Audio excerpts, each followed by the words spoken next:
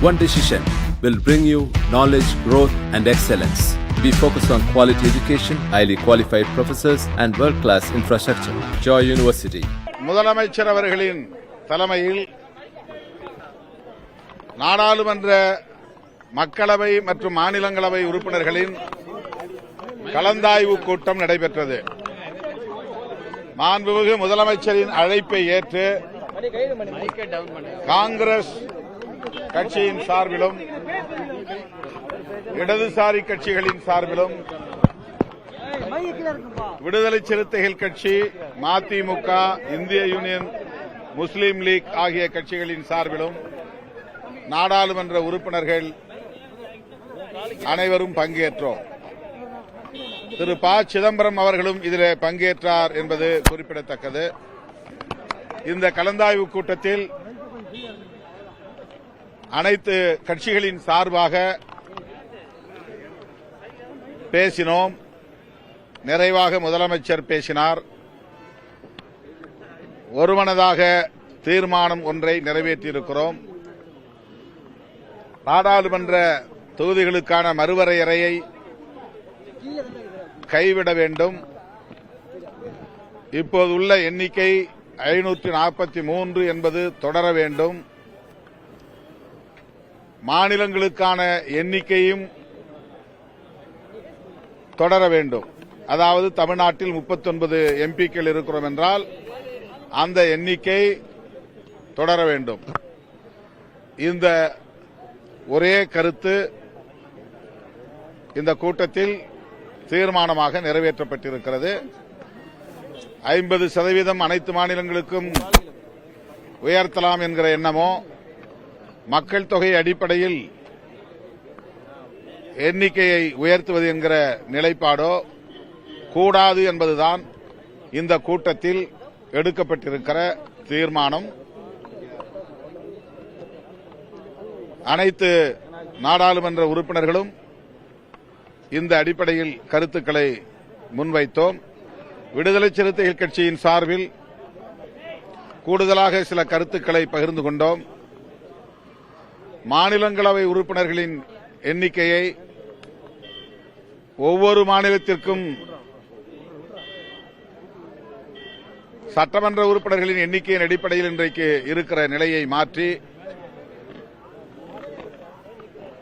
சமமான எண்ணிக்கையை கொண்டு வருவதற்கு ஏற்ப அரசமைப்பு சட்டத்தை திருத்த வேண்டும் என்கிற கருத்தை முன்வைத்தோம்.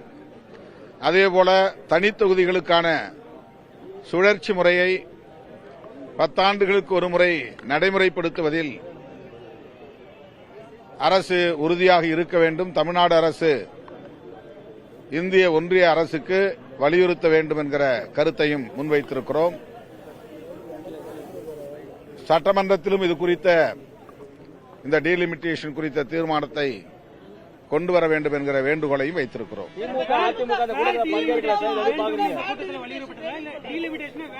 அதான் டீலிமிட்டேஷனே கூடாது. அந்த 543 என்கிற எண்ணிக்கை அப்படியே ஃப்ரீஸ் பண்ணணும்.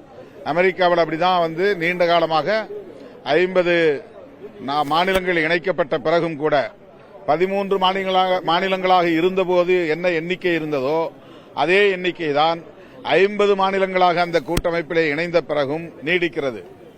கிட்டத்தட்ட 100 ஆண்டுகளுக்கு மேலாக அந்த எண்ணிக்கையை அப்படியே அவர்கள் தக்க வைத்துக் கொண்டிருக்கிறார்கள். அதுதான் இந்தியாவுக்கும் பொருந்தும். எண்ணிக்கையை கூட்டுவதனால் நாடாளுமன்றம் கேலிக்கூத்தாகிவிடும். யாரும் பிரதிநிதித்துவ ஜனநாயகத்தின் அடிப்படையில் கருத்துக்களை கூட பகிர்ந்து கொள்ள முடியாது.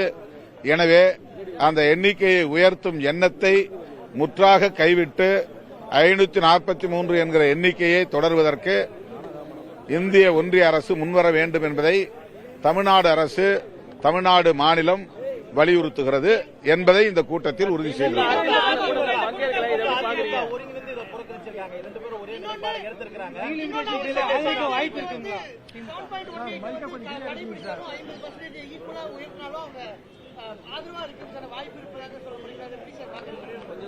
திமுக, அதிமுக இந்த கூட்டத்தில் கலந்து கொள்ளாமல் தவிர்த்திருக்கலாம். ஆனால் அவர்கள் இதே நிலைப்பாட்டைத்தான் எடுப்பார்கள் என்று நான் நம்புகிறேன். தருமபுரிக்கு 40 சீட்டு வித்தியாசம்.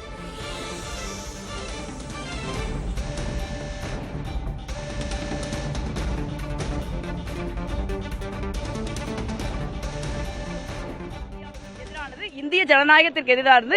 ஒரு நாடு ஒரு தேர்தல் ஒரு கட்சி ஒரு தலைவர், அதை நோக்கி தான் இந்த டீலிமிட்டேஷன் பில் அவங்க நகர்த்துறாங்கன்னு. இந்த கூட்டத்தில் வந்து தமிழ்நாட்டினுடைய உரிமைகளையும் அதே மாதிரி இந்தியாவின் நலன்களையும் ஒருபோதும் வந்து நம்ம சமரசம் செய்து கொள்ள மாட்டோம்.